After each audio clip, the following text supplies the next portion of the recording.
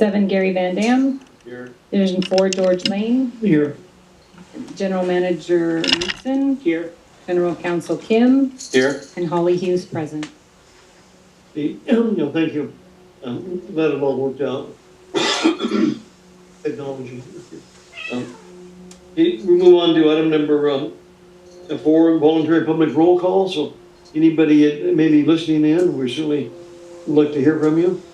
White Fence 3, Jack Cephas. Good evening. Jack, welcome. John, you can sit. John, welcome. Thank you.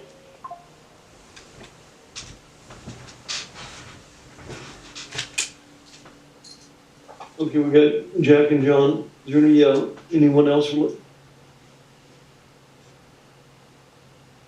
Okay, we'll move on to item number 5, public comments. If anybody has a comment on an item that's not on the agenda, you feel free to bring it up at this time. Mr. President? Yep, Rob. Yes, I know this is public comment time, but all of us... We can't hear. Okay, can you hear me now, Frank? Yeah, better. Thank you. Okay, thank you for letting me know. All of us have family and friends that have been affected by the wildfires down in LA. And, you know, many people have lost their homes, people have lost their lives. And what a lot of you don't know here is we're taking a lot of animals at the Antelope Valley Fair from that area. And as we're contemplating participating in the Resiliency Center and evacuation area, we should think about, you know, what if a catastrophe like that hit our community. What we're working on at the fair right now would house all those people, would house hundreds of animals, and just would like us to think about that and maybe take a moment of silence just to think about the catastrophe that has happened down there and think about our friends and family that have been impacted. A good thought. Yeah.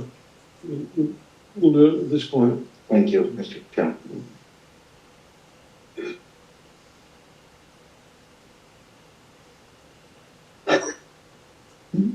Rob, thank you for bringing that to our attention. Thank you, Mr. President. Okay, if there's no other public comments, we're going to move on to item number 6.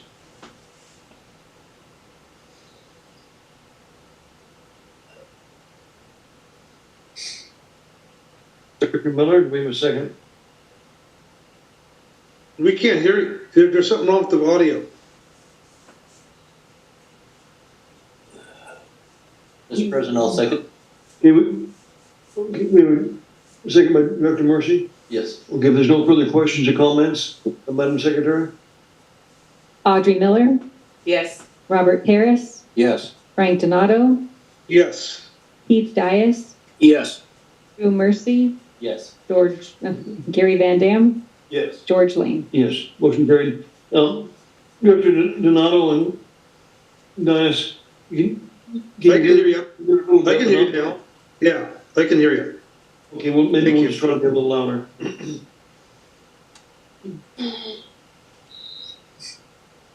Okay, moving on to item number 7, consent calendar. Mr. President, can I make a point of order here? Yes, Madam Secretary. There was an error on page 8 of your packet on item number 4A2. I have since distributed it to all the directors so they know what the corrected version is. Okay, thank you for bringing that to our attention. We just have one item number 7A1, our minutes for the January 14th meeting. If there's no further, if there's no questions on, we need a motion and a second. Mr. President, this is Rob. I move we approve our minutes. We have All right, second. Director Donato, I'll second it. Second by Director Donato. If there's no further questions or comments, Madam Secretary? Audrey Miller. Yes. Robert Harris. Yes. Frank Donato. Yes. Keith Dias. Yes. Drew Mercy. Yes. Gary Van Dam. George Lane. Yes. Motion carried. We're moving right along. We're going to get to Finance Committee, item number 8. We have several items on there, and we'll turn that over to Director Donato. Sure. Thank you, Mr. Chairman. Start with 8A1, presentation on alternative and additional investments options. California CSDA Chief Financial Officer Rick Wood gave the Finance Committee a report, and we brought it to the full board to hear it. And our General Manager Matt's going to introduce Rick Wood. All right, thank you, Director Donato.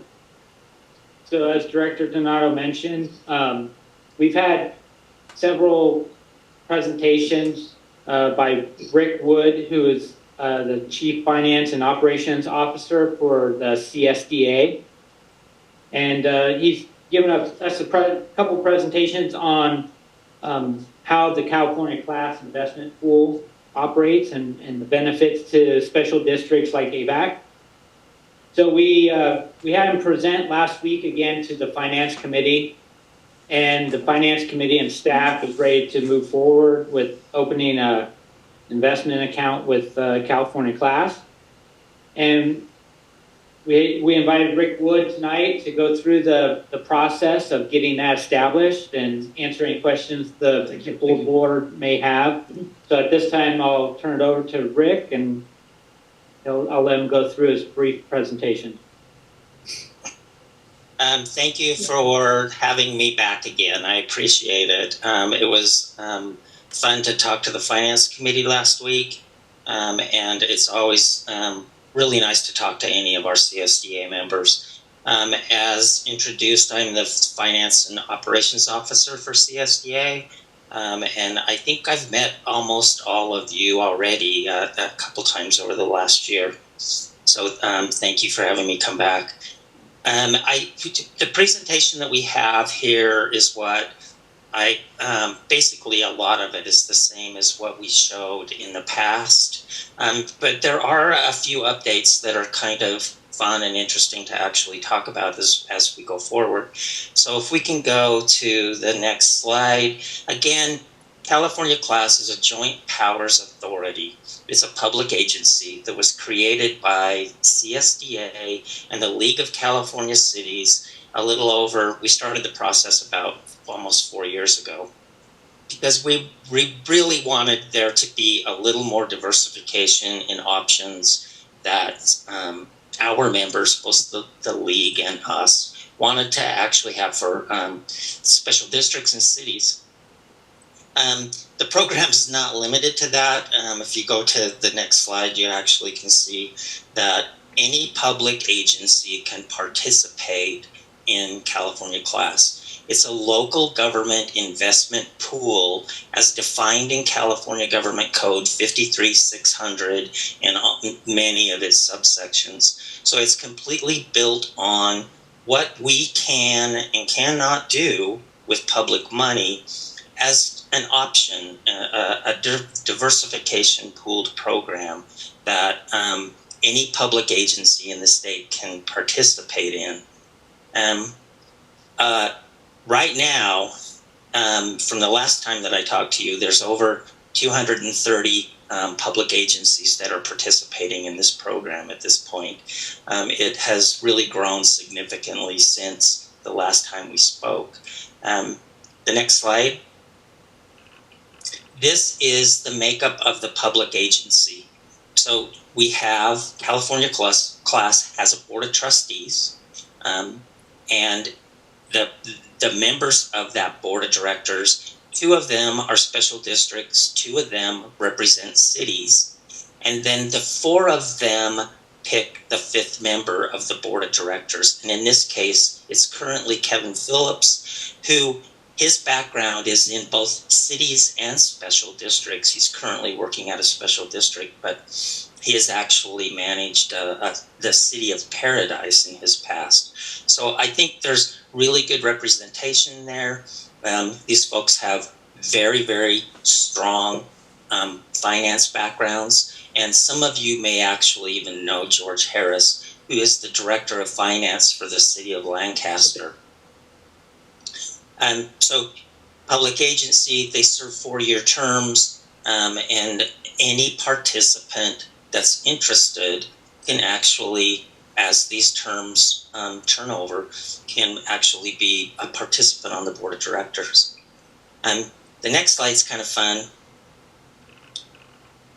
Public Trust Advisors is the investment advisor for California Class.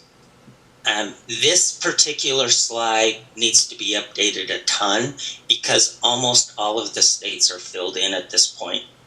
And they're investing over $140 billion in public money. It's the only thing they do.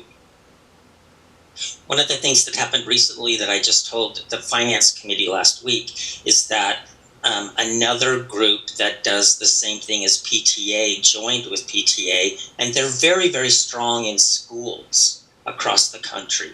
And that's really not something that PTA had done in the past. And so by them combining, there's going to be a much stronger and broader group of public agencies participating in the overall program across the country. So it's been a lot of fun to watch that growth. Next slide.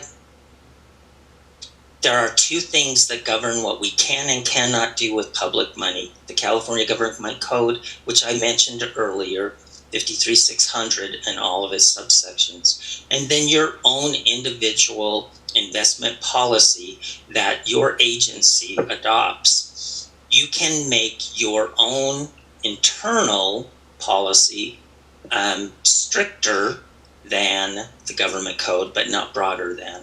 And that is how the California Class was built. Next slide. So this is the current offering. There's some fun things coming down the road, but the California Class has what's called a prime style fund, which is as high prime style fund is completely all about. The Enhanced Cash Fund operates a little bit more like LAIF. LAIF is the local agency investment fund that is the state treasurer's local government investment pool. And there are a bunch of differences between the two, but at the end of the day, you can go out with the Enhanced Cash a little further on the yield curve than you can in the prime style fund, meaning that if you want to take a little bit of risk and go further out, meaning that there could be the potential of there being unrealized losses if interest rates don't do exactly what you're hoping that they will do. So right now we're in a pretty stable dropping interest rate environment, very, very good for the enhanced cash funded world. But if interest rates were to pop up unexpectedly, there could be the potential of an unrealized loss. And I'm pretty sure you guys understand what that means. Prime style fund, that doesn't even exist. So those are the two options that are available today in California Class. With this merger with the other group, there's going to be the opportunity come this summer to invest in what's called term products. I have a lot of cemetery districts that like to layer CDs over different periods of time.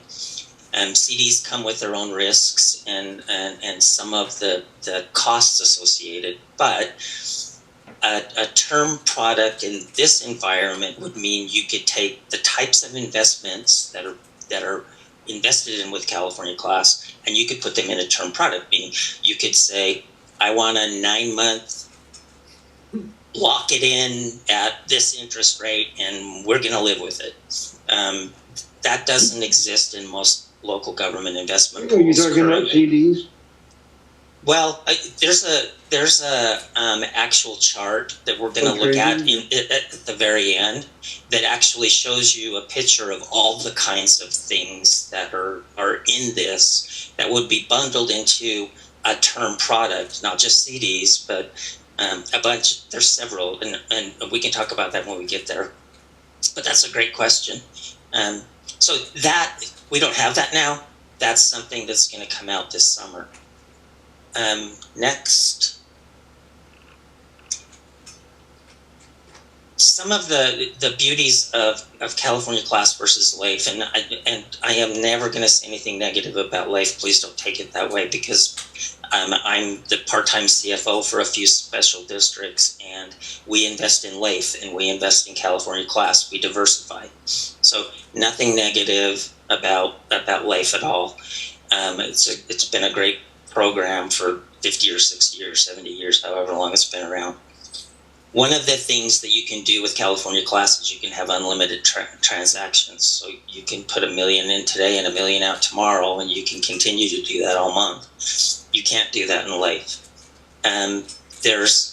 You can have unlimited sub-accounts. I have cemetery districts that have endowment funds that they can never ever touch the principal, and they want to see them in their own separate account and get their own statement for it. You can do that in California Class. You can have as many unlimited accounts as you want, which is kind of fun for those districts that have really strong reserve policies, and they want to see those individual accounts and how they actually grow. The no fees thing, and I think I talked about this for quite a bit when we presented this the first time. There's no minimum balance fee. There's no transaction fees. There's no wire fees. There's no ACH fees. There's none of that. But there are costs with running one of these kinds of programs. We have lawyers, we have accountants, we have auditors, we have all of that. The Joint Powers Authority allows for a maximum of 15 basis points, so 0.15%, as an administration fee to cover those kinds of costs. And so if I tell you that the return on investment on a monthly basis is 4.5%, let's say, that is net of the administrative fee. So it has already come out. So you're not going to get a bill for any kinds of administrative costs associated with it. I can tell you that right now, the program is running at an administration fee of 10 basis points. So they're not even up to the allowed 15 basis points by the Joint Powers Authority. And 10 basis points is pretty darn inexpensive. So next slide. Unless there's questions, please, you guys yell at me, because I'll just keep going. And these slides are not, we're not getting the current slides?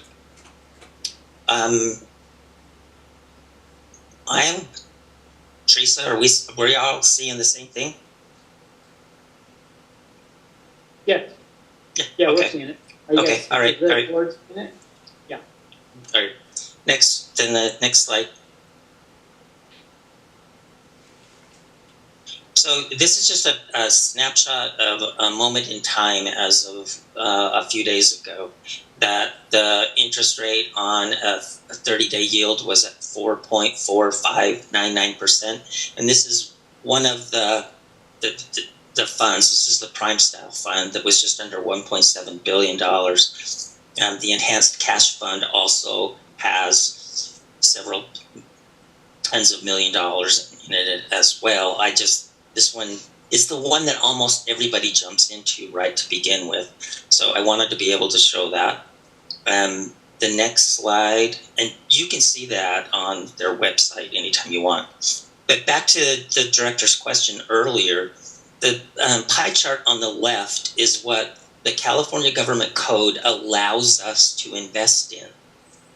And the maximums that you can, or the minimums that this is what the 53601 lets us do at this point in time. So we can't go outside of that. But when I was talking about the term product, it's basically taking all of these types of investments, which do include CDs, includes commercial paper, includes government treasuries, includes a small money market fund, and putting them together and saying, we are going to invest in this for 6-month period and we're never going to draw anything out of it, which that allows the investors to be able to realize that their cash flow is going to be very minimalized, and there tends to be a little bit higher rate of return from that. My tiny little special districts that I deal with on a regular basis, I would never put them into a term product. Some of my longer, bigger, stronger special districts that have lots of reserves for future types of projects, they may be attractive to them. And the cities and counties are super excited about this coming to fruition at some point, which will probably be in June. But that entirely new product, and that's not what we're talking about today. But on the right side, the pie chart, that's the participants that are in the California portion of California Class. About 80% are special districts at this point, and there's about 230 participants currently. The cities, there's 2,100 special districts, there's 450 cities. So that the chart isn't really skewed all that much. If I could show you a chart with the number of dollars that are in there, it's about 50-50, because a lot of cities have a lot more money than a lot of little special districts. We have a few counties, and we also have a few joint powers authorities, risk management authorities like SDRMA and some of the others. It heavily dominated by special districts at this point as far as number of participants. And I think we only have a couple more slides. I want to make sure I stop here and make sure I answer any questions.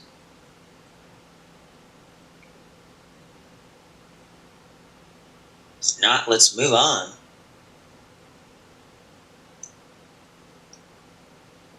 Pretty easy to register. It's pretty easy to get signed up, and I'm happy to answer any questions. This is basically the staff have all the information to be able to do the registration packets and to be able to begin to participate. And I think they have a really, really solid getting your feet wet, stepping into the program recommendation for the district.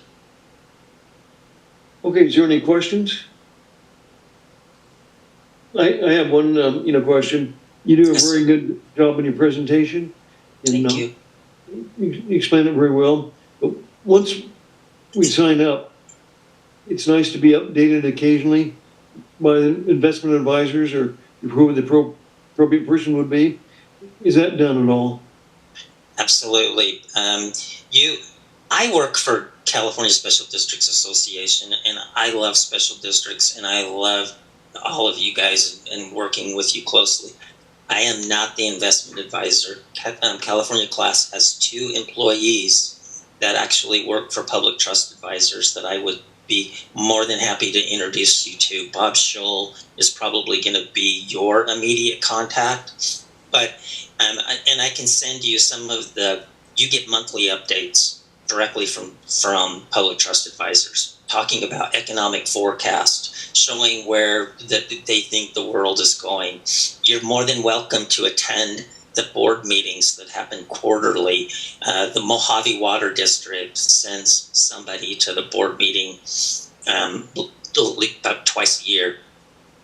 So Bob Scholl is going to be your immediate contact. He is chomping at the bit to get out there and answer any questions and provide you with that regular update about the program, the market, environment. Matt, if we go in this direction, the agency, we would have to have Teresa to interface. I guess it's going to be Bob, the representative, and Mr. Woods. Would that be a thing you could put together if the board goes further with your company in the investment direction? Yeah, I will absolutely make a very warm introduction for Teresa and Bob, and he would be more than happy to and visit. It's 100% what he does. It's his full-time job. So that is not going to be a problem, but I want you to know that I will never abandon you. I mean, your district is amazing, and you have some really good staff. And I act as a CFO for several special districts, and I know how to use the California Class program and how to use the portal, and I will always be available for Matt and Teresa. Okay, is there any other questions of the board? Or Matt, do you have any comments? We have a recommendation, so I'll get to that if there's no questions from the board. But what I've heard, I'm impressed right there. All right. And I think a lot of the investment advisors, the projects are somewhat the same, but being the update for the board and what was just said, and that's important. Yeah. And we've started off a lot of times, in a good faith, we're going to hear back. And probably with most of our investments now, we don't hear back from our advisors or the banks. Yep. So that goes in line with what our recommendation is. Yes. Both staff and finance committee recommends begin participating in California Class with an initial investment of $5 million that would come from our Wells Fargo investment account. Then we would receive market updates from California Class and review the class account and services over the next 2 quarters, so 6 months. And then at that time, at the end of 6 months, we'll evaluate the need to continue with PFM and consider further options. So that's the recommendation that staff has, and it was supported by the finance committee. This is not an action item right now, so that would be on the agenda at a later date. Is that correct? Actually, the next item on the agenda would be the action item, and that's a resolution establishing the account and approving the signatories. Okay. Yeah. Okay, so we had a report. I'll make a motion that we initially deposit $5 million into the CSDA class. I'll second. This is Keith. Motion. We have a second from Dr. Mercy. If there's any further questions or comments? Mr. President, I had a question. Oh, go ahead, Drew. No, go ahead. And probably a question for Teresa. What's going to be the difference in the interest rate from the Wells Fargo account to the funds we're putting into this account? I would hope we're going up. Teresa would have that. Yeah, so I don't think you're going to see an increase in interest rates. It compares more to LAIF because it's shorter, right? In Wells Fargo, our investments can go out to 2 years. In fact, when we purchase, we try to go out 2 years. But this, it doesn't, like he mentioned, it doesn't go out that far. So why don't we start with the LAIF account rather than the... We do have a LAIF account. I know. It sounded like the recommendation was to take the $5 million out of the Wells Fargo account. Oh, yeah, that's what it rather than was. the LAIF account. And that's the one we're focused on. Why wouldn't we start there? Well, this was more to look at PFM than to look at LAIF. So it's mostly to diversify. But the intention was to reduce the fees that we pay to PFM. So, yeah. Okay, I understand. Okay. Thank you very much. You're welcome. Appreciate it. Thanks, Teresa. Okay, Director Mercy? Yeah, I just want to thank staff for their work on this. Since Rick's first presentation to us, had a chance to talk with him at our regional CSDA meeting and spoke with George Harris about it too, and a great opportunity. Very wise. Okay, good comments. Okay, we have a motion and a second. Madam Secretary, we don't. And that's for resolution also R2507. Yep, that's correct. Audrey Miller, Yes. Robert Paris, Yeah. Frank Donato, Yes. Keith Dias, Yes. Drew Mercy, Yes. Gary Van Dam, Yes. George Lane. Yes, motion carried. Okay, that brings us to item 8A2. That's consideration and possible action on the resolution R25-07, establishing, designating the signatories for the agency's California Class investment account. So I just make a motion, I make a motion that we, approve 8A2. That's the one we just approved, the resolution. So we're actually on the checklist review. No wonder I was confused because okay. So right now, we're on 8A3, consider possible action to accept and file the check registry period of January 2nd, 25 through January 17th, 25. General Manager Knudsen will go over that. All right, thank you, Director Donato. So we went through this in detail with the Finance Committee last week. The checklist begins on page 16 of your packet, and I'll hit just a couple of the highlights. On page 16, item number 1 is a large payment, $6.65 million to Department of Water Resources. This is for our statement of charges, fixed costs associated with the State Water Project. And why it's so large this month is we pay 2 large payments a year, one in January and one in July. And a good portion of that goes towards the bond repayment on the State Water Project. So that's why we have those 2 large payments per year. Moving on, next page, 17 of your packet, you can see our annual administrative assessments to the Antelope Valley Water Master, $40,375. That's based on our production right of 4,250 acre feet for AVAC. Just a reminder that we have a long-term lease agreement with LA County Waterworks where they lease a portion of the annual production rights. There's a formula to figure out what the quantity of that is. It's typically about 2,700 acre feet a year. So we will get repaid from the county these administrative assessments as part of that agreement. Matt, I had a question on that. Yes. Were those assessments at $9.50 an acre foot? Yes. Yeah. So it's $9.50 times the 4,250. Yep. But a good portion will be reimbursed by the county. Next page, we have a progress payment to Cal Sierra Construction. It's progress payment number 2 for the Leona Valley Tank Rehab Project. And that's just over $292,000. Moving on, page 20, we have the checklist associated with the High Desert Water Bank capital account. And you can see check number 1387 is a progress payment to Bakersfield Well and Pump for the well drilling activity. Package number 3, that's $486,000.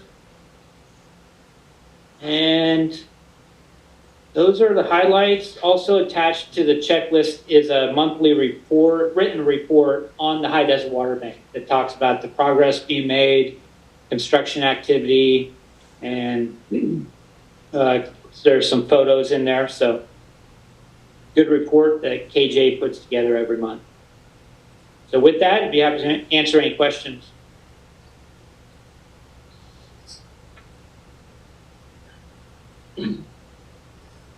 Just a couple of questions, or one question. The Kennedy Jinx and the Sandtech, we're still paying consulting fees.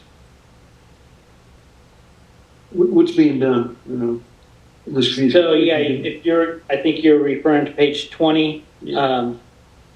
So Kennedy Jenks is under contract for High Desert Water Bank project management services. They're also providing some inspection services associated with the well drilling activity. So that's what that progress payment is for. It's just under $14,000. It's per the contract. And then check number 1389 is a progress payment to Stantec Consulting. They have a sub-consultant working for them called Montgomery Associates, and they're providing the hydrogeology services of the well drilling oversight activity. And Stantec is also the design lead, and they've been working on the on-site electrical design as well as the recovery package of equipment that will include equipping all of the wells and the piping associated with that. So both of those progress payments are within the approved contract. Is any of that inspection? It Yes. is, huh? Some of it is inspection. We need to look at that because, they don't have these people on board 24/7 for a job. They go out and hire a lot of these people. At least that's what I've been told in years past. And we could do the same thing. And, they hire them for whatever they hire them for, then they add about 2 or 3 times, their pay. So we need to look at that, Matt. Is there any reason we couldn't do some of this ourselves, especially in the inspection? Well, we don't have the expertise on staff for hydrogeology work and inspecting. Matt, when I said inspection. Well, that's what we're paying them. They hire the people who do have the expertise. Why can't we do the same thing? Well, we could hire people, but then once this activity is done or construction activity is complete, what do we do with that staff? Well, let's look for a reason. Let's look for a reason to save money, not to save money. But you mentioned something they deal with a firm that provides inspectors. Is that the case sometime? I'm sorry, what was that? Do they sometimes hire a firm that provides inspectors? From what I understand, the staff working on this project are employees of the consulting firm. Yeah. So they're not hired specifically for this project. I've been told in the past, and if there are firms that do that, then we should look at that, and we can contract directly and not have to pay that big markup. Well, we can look at that on future projects, but right now these 2 firms are under contract. Well, I understand. Yeah. We can't change that, but Yeah. this literally through the years has literally cost the agency millions of dollars in inspections. Yeah. Millions. Yeah. Okay, thank you. And, just a reminder that these costs on this project are reimbursed by Metropole. No cost to the agency. Okay, is there anything further? I don't have anything unless there's any questions.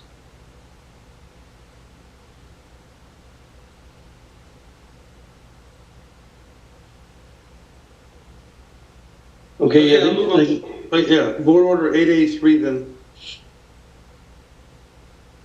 Can we accept the file secretary?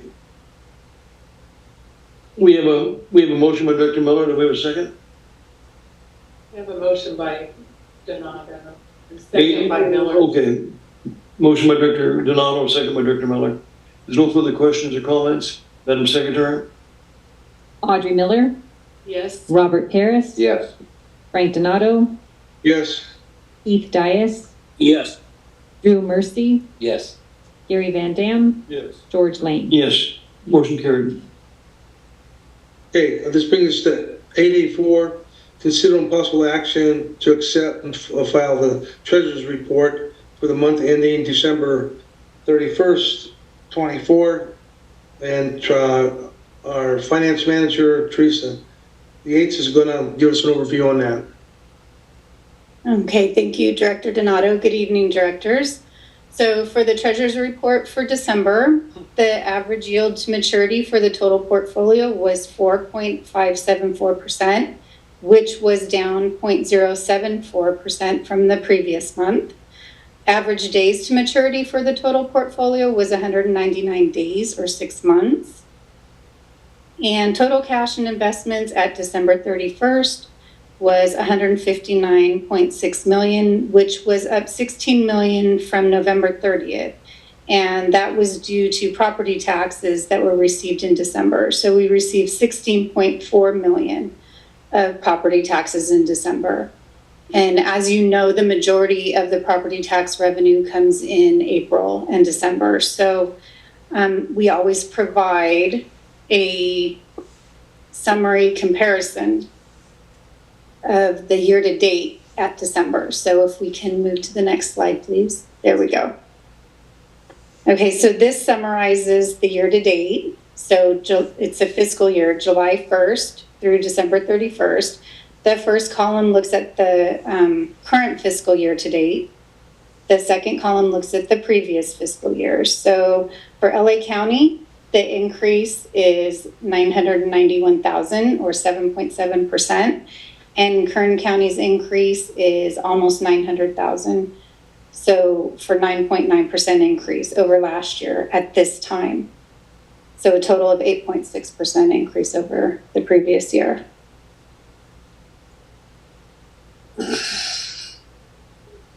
And I'd be happy to answer any questions. Everything looks good. Yeah. Looks good. Yeah.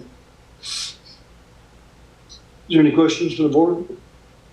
My comment I'd like to make is it's amazing to see the appreciation of real property in our district.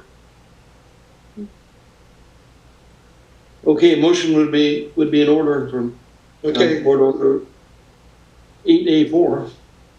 I make a motion, we approve the check registry report ending December Motion, 31st.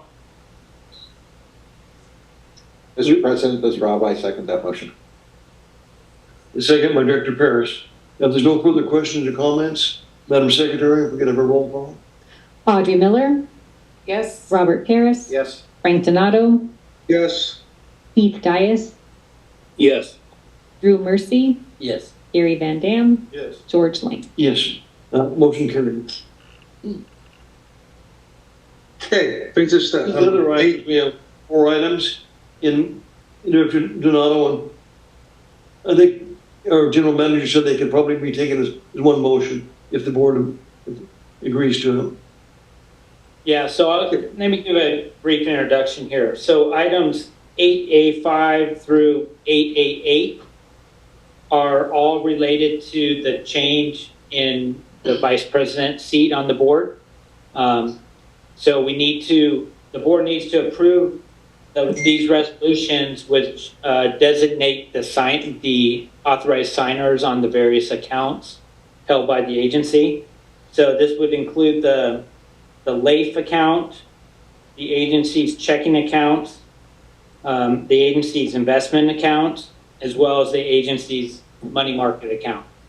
So I think it'd be appropriate if the board wanted to approve all 4 of these in one motion, that'd be fine. Okay, I'll move on. 8A5, 6, 7, and 8, that we approve the designated signatories for the withdrawals of all the different accounts and checking accounts. Okay, motion by Donato, wait a second. Director Miller seconds. Director Miller, there's no further questions or comments, Madam Secretary? Audrey Miller, Yes. Robert Paris, Yes. Frank Donato, Yes. Keith Dias, Yes. Drew Mercy, Yes. Gary Van Dam, Yes. George Lane. Yes, motion carried. Thank you. Thank you. Okay, this brings us to 8A9. Consider possible action on approval of payment to Quinn Power Systems for the annual maintenance on 6 500-watt portable emergency generators, which is owned by Avek, in the amount of $27,072. And our manager, Mr. Bozigan, is going to give us an overview on that. Okay, thank you, Director Donato. Good evening. So as you recall, between 2016 and 2019, we purchased 6 500 kW portable generators from Caterpillar. And these generators take specialized maintenance annually. So we've every year done a maintenance contract with Quinn Power Systems. They do a good job maintaining these for us. Last year, the price was about 8% lower, so it's gone up a little bit this year. As Frank said, $27,072. We've used them extensively last month, and I think Matt in his GM report will kind of tell you where we've used them. They were really lifesavers these last few weeks. So we would recommend, or that we would ask the board to consider approving this contract with Quinn for the next year. Okay, I move on board. 8A. Hold on, Frank. Okay. Is this just the service contract? Service contractor for the 6 portables, not the stationary generators at the plant. Right. Right. Okay. Okay. Do we have a motion if there's no further questions? Okay, I'll make a motion, 889, that, the agency, pay to have the $27,072, that's been requested by, Mr. Mozikian for the agency to maintain the, generators. Okay, do we have a second? We have a second? Second. Okay, we have a motion and a second. If there's no further questions or comments, Madam Secretary, we could have a roll call. Audrey Miller, Yes. Robert Paris, Yes. Frank Donato, Yes. Keith Dias, Yes. Drew Mercy, Yes. Gary Van Dam, Yes. George Lane. Yes, yeah, motion carried. Thank you. Yeah, thank you, John. Thanks, John. Okay, that'll bring us down to, item number B, High Desert, Water Bank. And again, Frank, we'll turn that over to you. Okay, thank you. Okay, 8B1, is considering possible actions. Change order, one to add 2 additional recovery wells to the High Desert Water Bank. Drilling package number 3, projects High Desert Water Bank is 24-01 and not to exceed $2,294,520. Extent and the contract completion date by 70 days, July 28th of 2025. Bakersfield Well and Pump is the company that won the bid. And again, this will be addressed. This is going to be, Justin's going to give us an overview on this. All right. Thank you, Director Donato. Good evening, President Lane and members of the board. So starting with a little bit of background on this item, the High Desert Water Bank project has a planned number of recovery wells of 27 in order to recover the full volume of 70,000 acre feet from the site in a single year, which are the goals of the project. To date, we've executed 3 well drilling packages totaling 18 wells, and that's inclusive of the current contract that we're under with Bakersfield Well and Pump for drilling package number 3. So that leaves 9 wells planned to be drilled remaining at the site. And the original plan was to move forward with that under future drilling package number 4. The current well drilling package number 3 was awarded to Bakersfield Well and Pump in May of last year. As I mentioned, that consists of 8 18-inch wells, and that package was awarded at a total price of $9,457,460. That breaks down on a per well basis to about $1.18 million per well. The bids that were received for that package were pretty wide range. I think the highest bid, we had 5 participating contractors for this, I believe, and there were a big range from the $9.5 million that we awarded to Bakersfield Well and Pump up to almost $14 or so million for the high to 7. So the total recovery well field will remain at 27. This would just be executing 2 wells in advance of that future drilling package. So Bakersfield Well and Pump was amenable to that. They provided us with a cost for these 2 additional wells to their contract with unit costs, which matched up with the original bid. But we see some savings on the demobilization costs because they're already on site. So those costs are in the neighborhood of $70,000 total. So why move forward with these now, or why do we think this is a good idea? Some of the advantages doing this now versus keeping them in that future drilling package number 4. I mentioned Bakersfield has done a great job on the 14 wells that they've drilled on site. All of those wells look like they're going to be great producers for us. They've had very little issues in the field. They have a good rapport and momentum with the field team that's out there. They understand what we're expecting to see, and they've got a good relationship with those guys. So that helps reduce our consultant costs.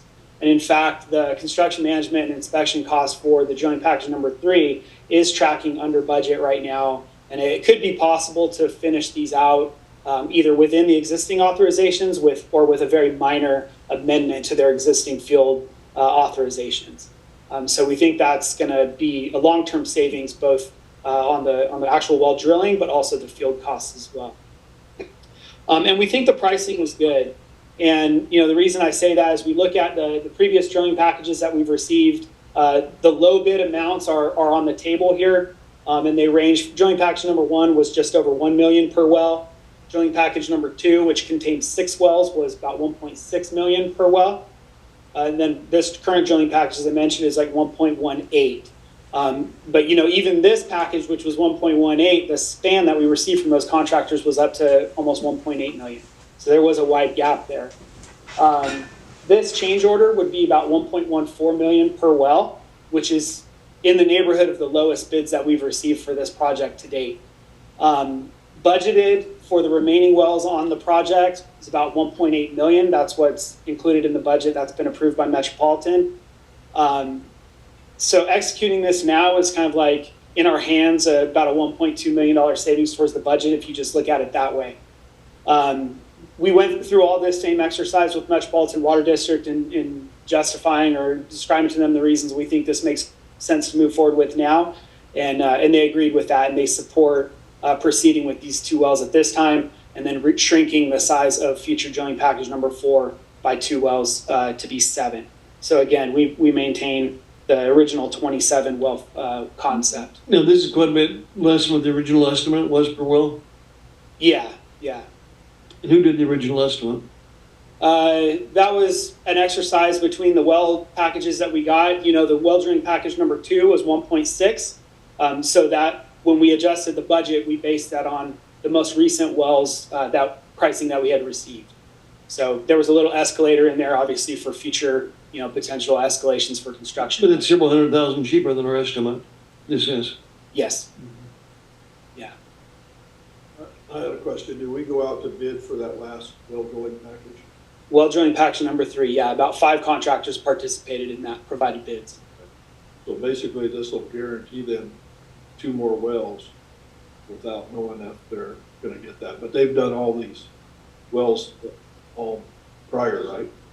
Yeah, they've done all but 4 out there so far. Oh, okay. Yeah, 4 of the 18 wells were done by Pacific Coast Well Drilling. And on drilling package number 3, they did provide a bid. They were actually the highest of all of the participating contractors. Yeah. Was our consultant involved in that estimate? Yes, they were. They were quite a ways off. Yeah. Hundreds of thousands of dollars. Right. Yeah. And we paid the consultant to do that. Part of developing the budget for the project, yes, we did. Not good. The High Desert Water Bank Committee had some good questions about drilling these wells now versus waiting. The concern that we heard was, these wells are drilled now, then they sit idle for some time. But our consulting team reminded the committee members that, these wells are designed that way to sit idle for some time. Just the nature of the project will be long lengths of time of banking, not recovering, and then periods of recovery. So there's really no concerns over having these wells sit idle for a period of time if we execute it now. That's all I have really. The locations of the wells are shown here on the map in red with red circles. These 2 wells here. The orange dots on this map represent wells that are still remaining to be drilled. And those 2 were chosen because they're centrally located with respect to the remaining wells that are left to be drilled. And well pads have already been constructed within these recharge berms that are shown by these thicker lines here. So that's already there. And the main backbone is close to that to recover that water and bring it back to the main trunk line. So that's the rationale behind the 2 locations. And so the recommendation of the High Desert Water Bank Committee as well as staff would be that the board recommend authorization, the execution of change order number 1 to add these 2 wells in the not to exceed amount of $2,294,520 and extend the contract completion date by 70 days, which would be July 28, 2025. Okay, is there any further questions or comments from the board? Yeah, I had one question.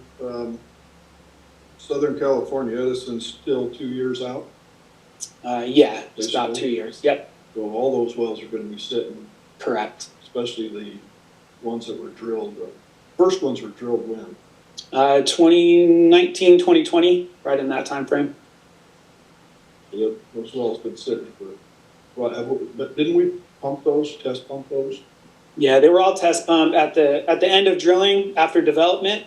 There's a step test and then like a 24 or 48 hour constant rate test on those wells. Yeah. Yeah, which is, that's what's showing us everything between, 1800 GPM up to 4000 GPM. You're not considering what the future interference effects will be in those wells, but it's a good place to start off. Now, is there a concern with those wells not being pumped for that long? No long-term concerns on those. That was another good question that we discussed at the committee level.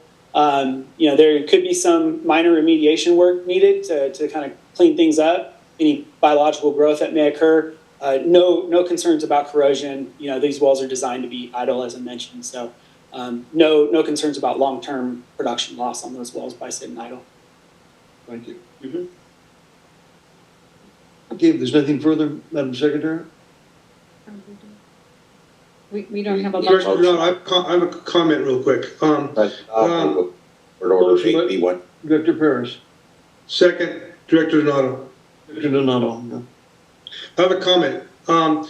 Since we got additional water entitlement from the State Water Project, are we able to take that additional water and put it in our banks this year?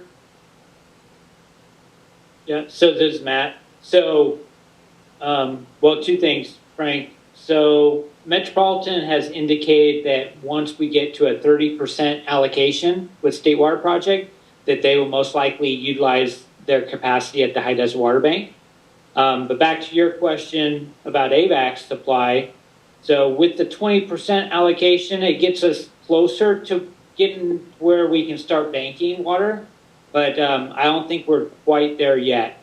We want to keep that 20% allocation that we have for AVAC's use to meet our demands, and then carry over water into 2026, just as a safeguard for next year. So I don't think we're quite there to having enough water to start banking, but we're getting pretty close. Well, I'm just concerned about, the carryover water up in San Luis, because our governor's famous for putting water from that into the ocean instead of down in the city of LA. So I just want to make sure that we don't have that issue where we have too much carryover water in the reservoir where we're going to lose it. Yeah, we are keeping a close eye on that. We're starting to use our carryover water. So right now we're not utilizing any of our 2025 Table A water. All the water we're using to meet demands is 2024 carryover water that we have in San Luis. But if it does look like there's a risk of spill, that we have a plan to get that water out of San Luis. And Okay, good job. Thank you. Thank you. Yep. Okay, if there's nothing further, Madam Secretary, we have a motion and second. Audrey Miller, Yes. Robert Paris, Yes. Frank Donato, Yes. Keith Dias, Yes. Drew Mercy, Yes. Gary Van Dam, Yes. George Lane. Yes, motion carried. Thank Thank you. Matt, I've got somewhat of a concern. They were almost 50% off, plus or minus on their estimate. And we're relying on a firm like that make multi-million-dollar decisions. And that's not even close. That should be some concern to the agency.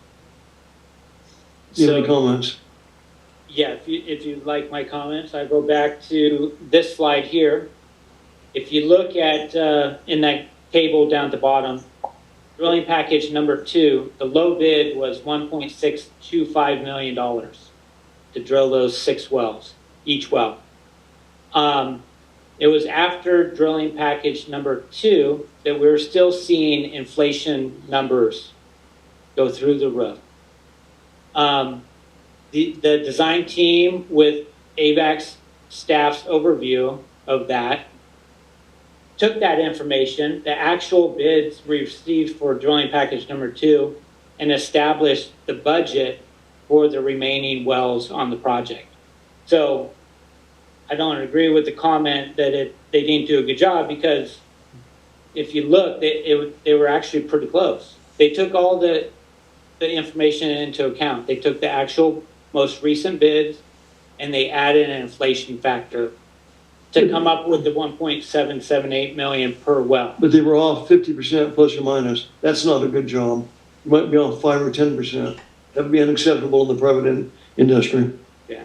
Hey, George, I have a comment to that if I could. Yes. Thank you. I appreciate it. What would we be saying if they had underestimated it by 50% when we're looking at the last package being at 1.6 million and over, and our staff participate in that? So No, I'm not so concerned about this one item, but the job they do for AVEC as a whole, and that's not acceptable. At least, you know, I feel. I think opinions vary on that. So. Yeah. Okay. Thank you. We've talked about it. Let's move on. Next item, new business, 8C1. As Cadiz being a private water company, they formed this nonprofit called Cadiz Fire Response Fund, and they provided staff and equipment to help, fight the fires, recover from the fires. So they're reaching out to various water agencies and water companies to seek donations under their nonprofit organization that they formed. There's no set amount that they're requesting. So I thought it'd be good to present this to the board and see if there's interest in making a small donation to Cadiz, just to show our appreciation for their work and helping those affected by the wildfires. My recommendation is very small, like $2,500, just to show a little goodwill on behalf of AVEC to their efforts. The one item that Rob mentioned earlier, there's a lot of animals and carrots being done at the fairgrounds. And maybe that's something we should think about, is trying to keep it local. Is there people still seeing the fairgrounds or animals? There's no people, but I think we still have animals. I drove by today and I saw that we still had, I didn't see the animals, but I saw the signs were still up directing people where to take their animals. So, George, what I would say at this point, and the reason I made the comments earlier, was to recognize, number one, how important the resiliency center will be for future evacuations in our own valley, and how we already use the fairgrounds for emergencies down in the basin. But with Cadiz doing this, I read the same memo and I thought, it was a great idea what they did and how they did it so quickly. And we've all met Susan Kennedy, and she's doing a terrific job. So I think it'd be good if we supported this nonprofit, exactly what Matt said, at $2,500. So I'd be happy to make the motion to provide a $2,500 donation to this nonprofit. Okay, we have a motion by Director Parrish. Do we have a second? Go ahead and second. I have a Is that a second? discussion item. Yes. Okay. So I'm in favor of, giving Cadiz the donation. However, Mr. President, you brought up a good point. And I don't know how those animals, where's money coming from to give them water and feed? So it's something maybe on a future agenda item we should look at, maybe for emergency purposes. But otherwise, I'm in favor of this motion. I agree there. I know LA County Animal Control is operating the holding the animals at the fairgrounds, so we can maybe ask someone from Supervisor Barter's office to come and talk us through how that works, see how we can help with that. Just a comment for the board. The $2,500 donation, I think that's fine, but would we be better off at this point not to designate where it goes, but to look into the animal portion of it and decide at a later date, should it go to Cadiz or should it go maybe to the animal? I think what Drew said, and I did talk to our general manager, Dan Jacobs, at the fair, and the animal control does support the operation. I mean, we provide the facilities, we provide some support through the fair, but the animal control does run that operation, so they have funding from LA County. I just think this is good for us to support another water agency that came up with a really good idea in a very quick fashion to help take water to that fire. So. Was this the first time that we've done this, or have we been doing this before? This is the first time I've ever heard of. Oh, are you talking about the fair with the animals? No, with Cadiz. The first time I've ever heard of any water agency doing it. I've been on the board, Yeah, I just think it's a way for us as a water agency to show support to a nonprofit that acted really quickly to help support the fire efforts.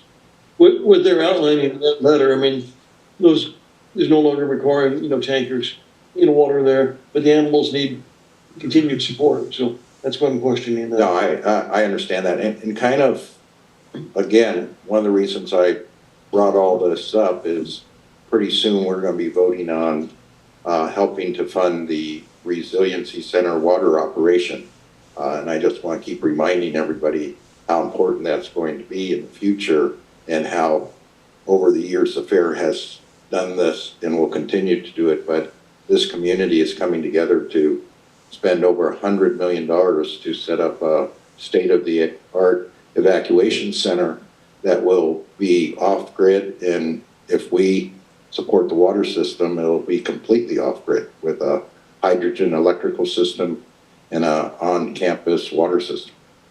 Yeah. Okay. Is there any other questions or comments from the board? Yeah, this is Director Donato. I think I don't have an issue helping the animals at the fair, whether it's water or hay. I think that's good. I don't believe Cadiz is a water agency. I know they're a company. I've met them. I know the people there, but I don't think they're a water agency of any recognized in the state of California. But I think the money, Rob has a good point. I think the money needs to go towards feed and care for the animals that are here at the AV Fair. That's what I think. That's my opinion. Okay, is there any other? Yeah, I would agree with that, Frank. Oh. Call for the question. Okay, the question's been called for. Okay.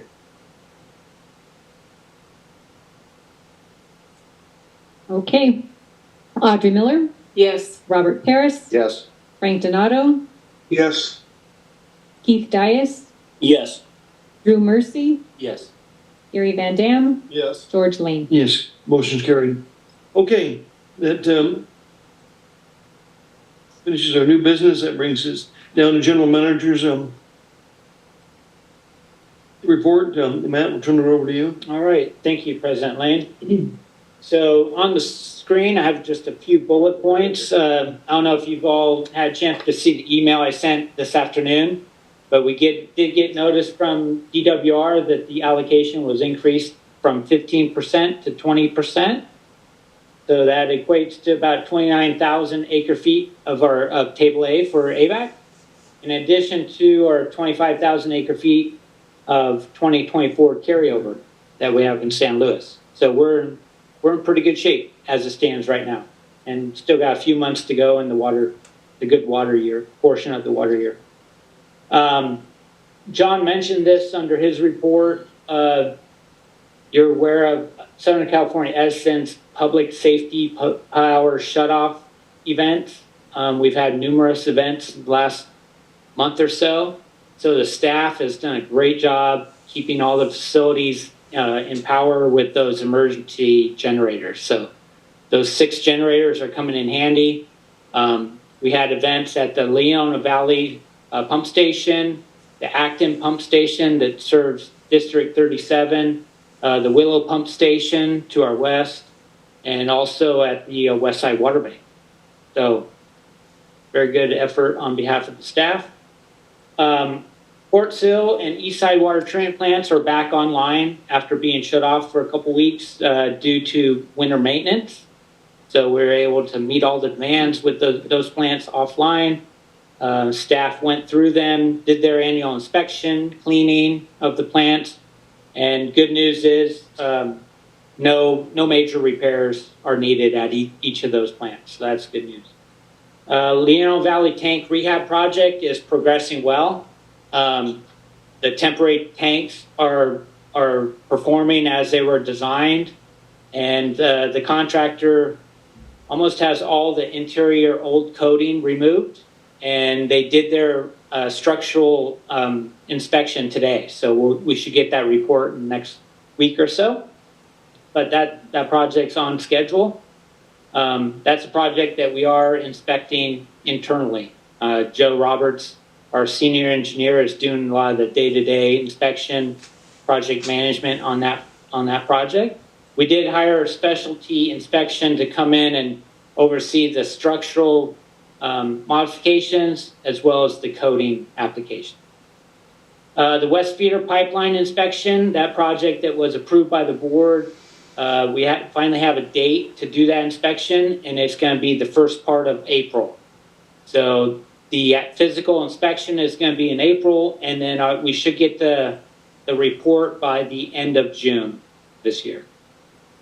And then our new maintenance shop building that we're planning just to the west here is well underway. We have a local design firm that's working on that effort, and just recently they completed their geotechnical borings to make sure the soil and material there is a sound foundation for that new shop building. So more to come on that. Those are my updates on operations and projects. And then upcoming events, we have the AV Edge luncheon with the state treasurer this Wednesday at 11:30 a.m.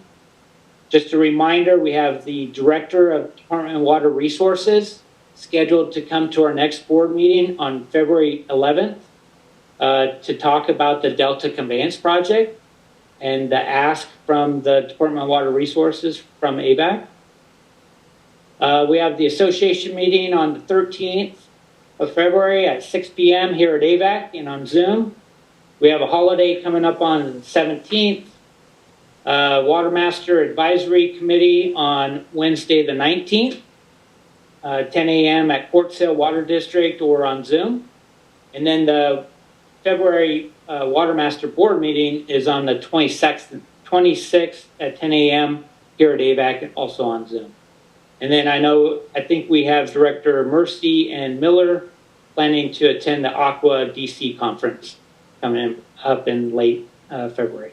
So, and that's all I have to report unless you have any questions. Yeah, Matt, for that, when we have our report from the state or the state water director, we're going to make a special invite to all of the customers. Is that correct? Yeah, it'll be a public meeting. So, and then But can we send out a special letter to them? Yeah, I can reach out to all the customers and make sure they're aware of the meeting and what the topic will be, so that they can listen in. Yes. Good evening, President and members of the board. As you'll see on your agenda, we have two reports, attorney reports, 11A1 and 11A2. 11A1 is a presentation on requirements for remote participation, and then 11A2 is a presentation on residency requirements for sitting board members. I will take care of 11A1, and General Counsel Jim Warkman, who should be appearing remote, will address 11A2.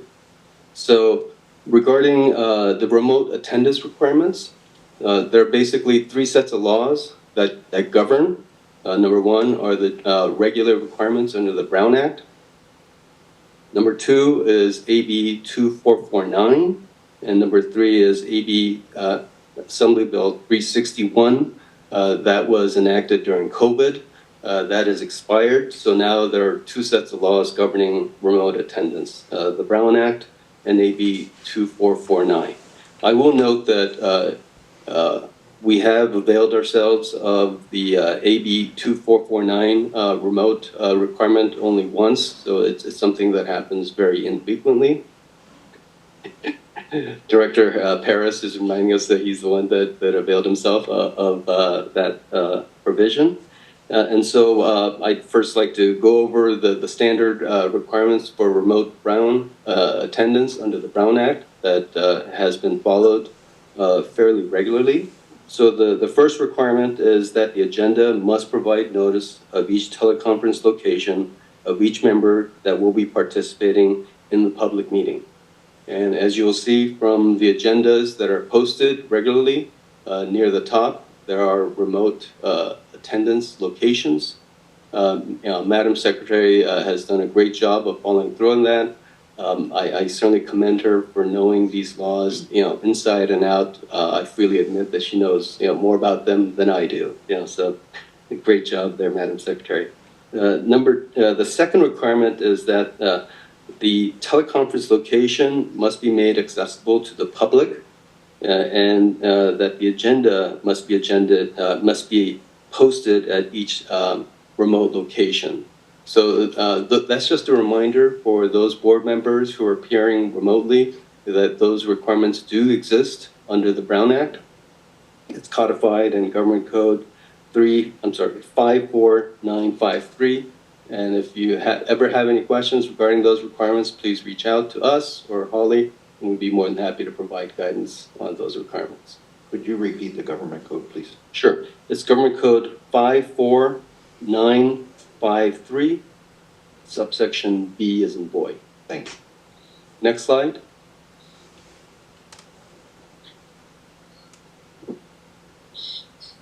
So the next slide addresses all the requirements under Assembly Bill 2449. That was a limited and temporary provision that was an alternative to the regular Brown Act requirements. It was adopted and effective from January 1st, 2023, and it's set to expire January 1, 2026. So there's some benefits and some procedural additions, to AB 2449. Namely, there's not necessarily a need to prior agendize that remote attendance, but the board needs to act on that and approve it prior to any action being taken. And as I'll go through later in the next slide, there are additional video conferencing requirements placed upon the board member attending remotely with respect to AB 2449. So there are two ways that one can avail themselves of remote attendance under AB 2449. One is showing just cause, and another one is showing emergency circumstances. So under AB 2449, the just cause requirements are any one of four. One is a child care necessity. Another one is a contagious illness. Another one is related to physical or mental disability that not otherwise can be accommodated. And then lastly, travel while on official business of a legislative body or at another state or local agency. The emergency circumstance request deals with a member having a physical or family member having a medical emergency that prevents that person from attending in person. And like I said before, the legislative body must take action to approve a request for a member to participate remotely due to emergency circumstances. Next slide, please. So the steps that a member must take to participate remotely under AB 2449. So number one, the member must notify the legislative body and staff at the earliest opportunity possible. This may include the start of a regular meeting if they're unable to do so sooner. But as mentioned before, an approval, an official approval by the board needs to be adopted for an emergency circumstance. The member must briefly describe that circumstance, and it can be a general description, no more than 20 words, a short general description that does not require disclosure of any specific medical condition. And then here are some of the other requirements under AB 2449 that are not in the Brown Act. So number one, The member must disclose at the meeting before any action is taken whether any other individuals 18 years of age or older are present and the member's relationship. Number 2, that member must participate with the video on, both audio and video.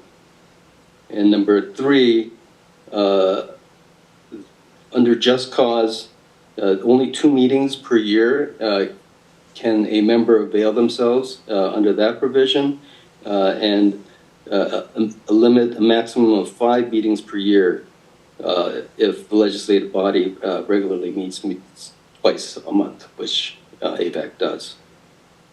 So that's all I have on the remote attendance requirements, and I'd be more than happy to answer any questions. I have one question, Mr. President. Yes, yeah. Mr. Burris.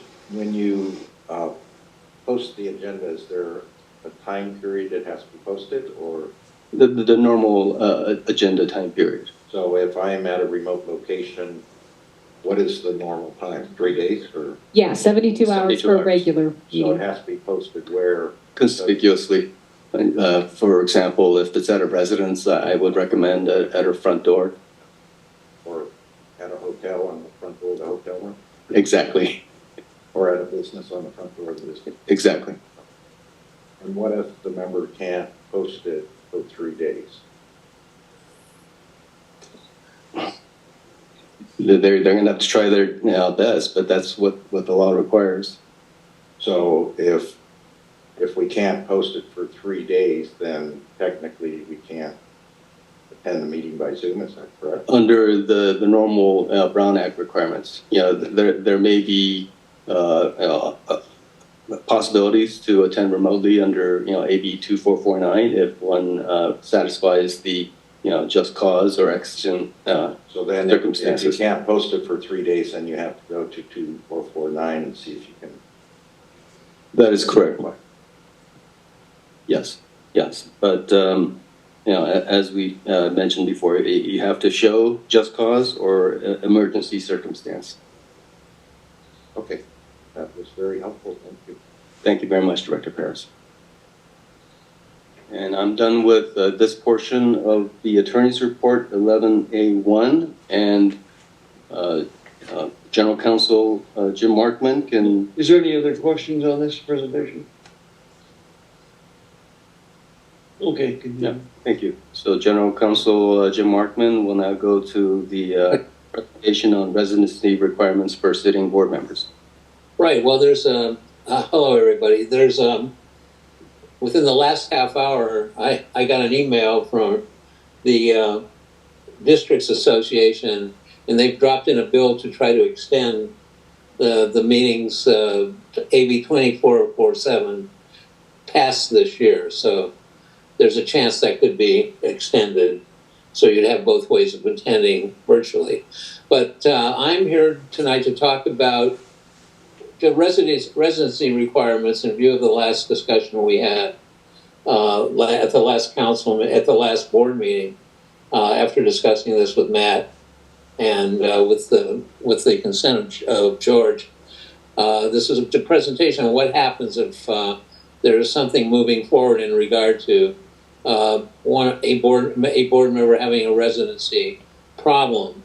So in respect to AVEC, there's a code section right in your Enabling Act, 98-51 Water Code, Appendix 98, requiring an AVEC board member to reside in the division of AVEC which he or she represents on the board. So you have that. There's no reason to look at more general elections code provisions. So you do have a residency or domicile requirement. Those words are used interchangeably in this area of the law. So the second bullet on this first slide is if there is a question raised, somebody who has a question about a board member's residency and they want it pursued, if it's a public entity or some kind of entity, if they want to pursue it as an entity, our view is it would take a vote of the board of directors directing that be pursued. It also can be pursued by literally any citizen, any individual board member who wants to commence a legal process to question whether the particular board member should remain in office due to lack of residency in the district and division. So it's a very interesting and esoteric process under California law. I have actually lived through two of these from start to finish, including litigation. The first step required is you don't go down to the courthouse, as you might imagine, and file a lawsuit alleging what needs to be alleged to remove someone from office. You first have to go to the California Attorney General and seek permission to file such an action, seeking that removal. And that whole section, which is essentially called a section allowing writ of quo warranto, is in the California Code of Civil Procedure, sections 803 and following. So you have to go to the Attorney General. How you go to the Attorney General, probably there's no direction. There are no regulations. You just have to have whatever information you have and convince the Attorney General that you have a reason why you should be able to pursue the suit, or have the Attorney General do it. The Attorney General will consider all the facts supplied. They can interview people. I don't think they have the subpoena power, or that the citizens have some power to have this person come in and essentially develop the case that way. We'll get them in the end. The bottom line is the Attorney General will make a decision, and actually needs to make that decision if they're going to direct or allow somebody to sue. They have to write a written published opinion, write in the Attorney General's opinions like their other opinions, and that would give they would analyze what they have, and then they would give permission to sue. So obviously they can't come to any final conclusion because there's not an opportunity for defense. The one time I had this happen up in the city of Hesperia, not far from you guys, was a different issue. It was a fire chief who thought that he wasn't getting enough support from his city council, so he decided to run for city council, and in fact he won. So he was both on the council and fire chief, which is an incompatible office under the law, and he was advised of that. But he did that, and there was a citizen who took the burden and requested an AG opinion on him. AG issued the opinion, yes, in fact, it was an incompatible office. If you do that and hold two offices at once and lose, you are deemed to have resigned from the first office. So for this person to stay in the council position, he would have been deemed to resign from being the fire chief. And the end result of all of that was lawsuit was pursued, but not for a long period of time until he essentially resigned from the council. And there was a legal action followed for money damages that he filed. But so once you get the Attorney General's consideration, out will come a written opinion. That usually takes a long time. It takes months to get an Attorney General's opinion on anything you ask of them. I remember in that one instance, that took about 6 to 9 months. So going to the question which was discussed at the last meeting, and in view of the fact that there, of course, is a residency requirement for a board member on Avek, that's supposedly a legal question which has to be tried in a court of law. It's a legal question, but it's really answered by looking at a lot of different stated factors, factual factors that can lead to the conclusion whether there's a residence or a domicile in Avek. The general way of stating the test is whether the board member in question actually intends to permanently reside at a location which qualifies him to continue in office. And that their California Elections Code section 2031 contains a list of criteria pertinent to making the decision in question, what constitutes a residence or domicile. And I invite people to look at that. And the case law in it will tell you that there's actually a rebuttable presumption that if somebody's registered to vote at one place or the other, that's the deciding factor. But that factor can be overcome by other factors, and they all pertain to how somebody behaves with respect to his domicile or his residence as compared to how he might behave on other property he owns somewhere else. So that's how the process goes. It's a long process. It's kind of interesting because if somebody's made the target of one of these investigations, he really has months, he or she would have months to watch the whole thing unfold and still not be forced to resign. That's been my experience with it.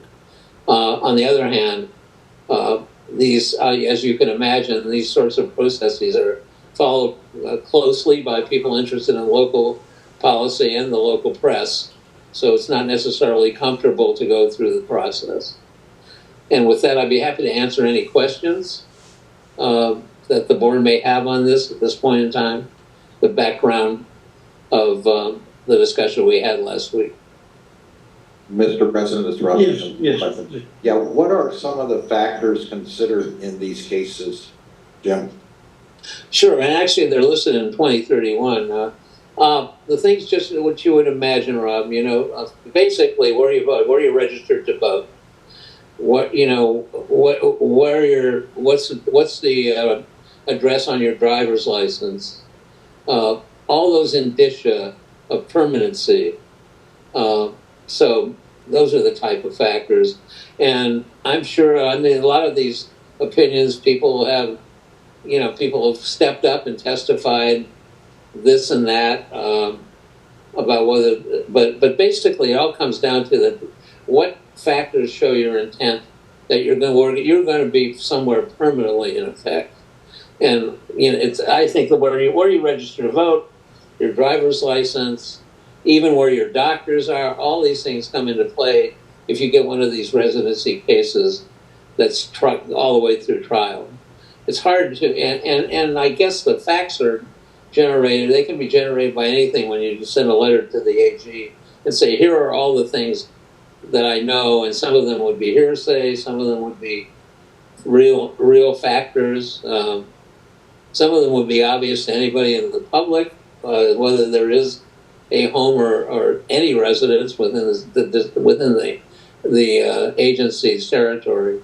So it's pretty self-explanatory, Rob, if you get into 2031. And I yanked out quickly and doing some quick research 4 cases that were residency cases. There are a lot of other cases. And the other reason this is becoming kind of more of an issue is it used to be, there is a removal provision in the election code that will take anybody out of office if they miss a certain number of regularly scheduled meetings of their board in a row. Well, now somebody doesn't have to be around physically to attend the meeting because of the virtual meetings. So that's put a lot more focus on the residency requirement. Jim, would factors include where you register your vehicles, where you pay your state income tax, those type of factors? Tax payments, definitely. All of that comes into play. Well, about everything you can think of, that, yes. I mean, the answer to your question is yes. And then, is there any way the board can be at jeopardy if a board member does have a residency issue and the public is asking board members about a residency issue, and somebody does file suit, can the board be in jeopardy? I don't think so, Rob. I don't think the board has exposure. And more times than not, it's another board member or council member that is the complaining party to the Attorney General. But I think the Attorney General's decision screens that. You can't really get to the point of seeking removal in court until the Attorney General gives you a right to sue letter. The other thing about it, it's curious, but while that person is still in office, even let's you say the outcome is the person leaves office, all of the acts that are taken while that person is still in office before that decision is made, and look, that decision can be made in appeal, so they can someone could very easily take a legal process and run out their term before they have to do this, and they have. There are cases that indicate they have, but I've never seen one that where the board got bit back or the entity got bit back financially or in any other way. But the political discomfort is immense. Yeah, if one of these suits are filed, who has to pay the attorney fees for defending that board member? Well, that he would have to pay his own defense. I don't think that I can't think of any reason why you could justify Avek paying for the defense, particularly since that doesn't happen until there's a right to sue. That's not aimed at something that's in the course and conduct of your duty as a board member. It's just the opposite. So I don't think Avek would be responsible to put up a defense. And one final question, would the fact that a board member is out of state a majority of the meetings throughout the year, is that another factor that would be looked at? It's a factor. I mean, anything like that would be a factor, but like as you pointed out, I think that all the signs of permanency that you would have, particular driver's license, tax payments, registration to vote, location of the medical professionals you see, these are the kinds of things I think people most recognize, prove up whether you're a resident or not. But no, what you said is true. Missing the meetings used to be all it took for a removal, but nobody misses too many meetings anymore when you can go in virtual meetings. And everything you said applies even if somebody moves out of their district. They could still be living in California and move out of their district, and then they would have a problem, right? Oh yes, well there's another famous case right over here in Fullerton where, won't name the board member, but the board member was a wealthy person that actually resided up in the country area in Diamond Bar on the Hill, and had a little rental house in downtown Fullerton, and was literally on the council 6 years until somebody finally put her through this process, and she resigned. So I've seen some fairly bizarre instances when this comes up. Okay, thank you very much. Question? I have a question. This is Director Nato. I have a question on the prior the Tilden gave regarding more than five meetings, that if you're on Zoom or miss 5 meetings, unless you have a physical special need issue, you're not exempt. The 5 meetings. So Director Donato, this is Tilden Kim. So the 5 meeting limit only dealt with one availing themselves under AB 2449. That there is no such limit for remote appearance under the Brown Act. What does that mean? So the 5, you could be on Zoom 24 meetings a year, but you can only use the good cause. The good cause special way of going virtual without posting it for 72 hours, without doing all the things you normally have to do under the Brown Act. That came out during COVID. You can only use that for 5 meetings. But Frank, there's no limitation on virtual meetings. If a board member wants to go to all of them virtually, we don't have that. I was just curious. I was wondering, how that worked. Yeah. Okay. Thank you, Director Mercy. Yeah, I just want to ask, because I appreciate the presentation, as I wasn't aware of the Attorney General process. Most of the time when I've seen this issue come up, it was handled by the DA. I know there was one in LA where there was an elected official charged with voter registration fraud to maintain residency in a district, and then I know of at least 2 over in San Bernardino County where the board itself removed members over residency. So can you talk about those other ways that residency becomes an issue and can be dealt with? Yes, I can respond. Yes, I mean, if you're fraudulent and you have that kind of criminal intent inherent in what you're doing by pretending you're a resident for whatever reason to stay in that position, I have seen prosecutions too. The district attorney can do that if he can prove the intent. He can prove the crime, and that will be up to the district attorney. Anybody can make that complaint too. The removal from office, though, the civil removal from office, is governed by the law I just talked about, Drew. And I don't know how a board, I don't even think in a charter city that a board can internally remove one of its members.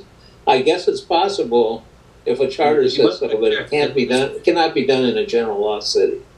Well, you may check, it happened in Victorville and Hesperia just the last few years, twice. Really? Over residents. So did the board, of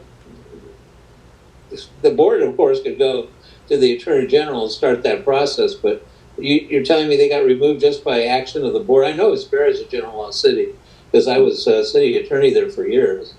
Mm-hmm. And that's the city where we went through that AG's process with that fire chief. So that kind of surprises me. I like to know more about that if you can we'll try to get some information on that, but I don't think that's, if you're asking me whether I think it's available to Avek to make that decision itself, I would say no. Okay, thank you. Are there any other comments or questions from the board? President, I had one more question, Jim. Director Ferris. Would our board have the ability to limit the number of Zoom meetings that we can attend out of state or even in state, except for medical reasons or something like that? I think AVEC is just subject to the general law that this is a Brown Act issue, really, is more than anything else. And I don't think that an individual entity that is subject to the Brown Act can change those rules like that and take away the option of having a virtual meeting. I haven't researched that, Rob, and we will if you want us to. But my reaction to it is no, that we can't do that because that would, of course, leave an individual decision on what part of the Brown Act applies to every public entity it applies to. So that'd be a tough one. So, Jim, would that research come under our retainer or would it be extra? This is all retainer. Okay, I would request you research it. Okay, we'll look at that. Sure. Okay, we've got a good discussion. Is there any further questions? Okay, we thank you much for your presentation. You did a good job. That'll move us on to item number 12, request for future agenda items.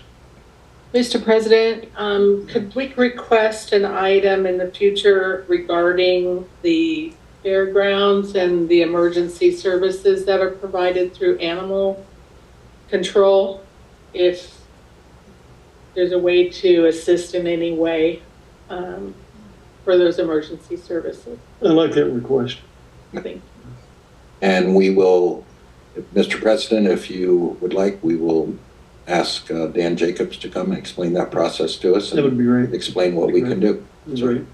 Excellent request. Thanks.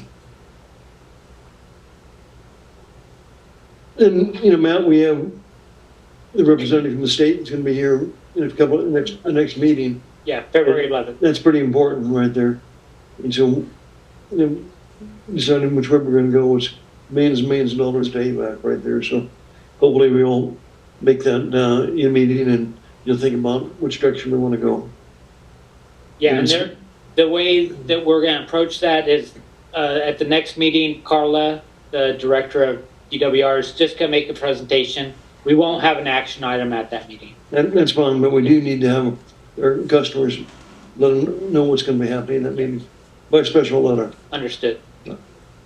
Then at some point, we'll see what the board thinks about it, but we may have a special meeting or workshop, just deciding what things we want to accomplish in the next, in a couple of years. And, we're doing well now.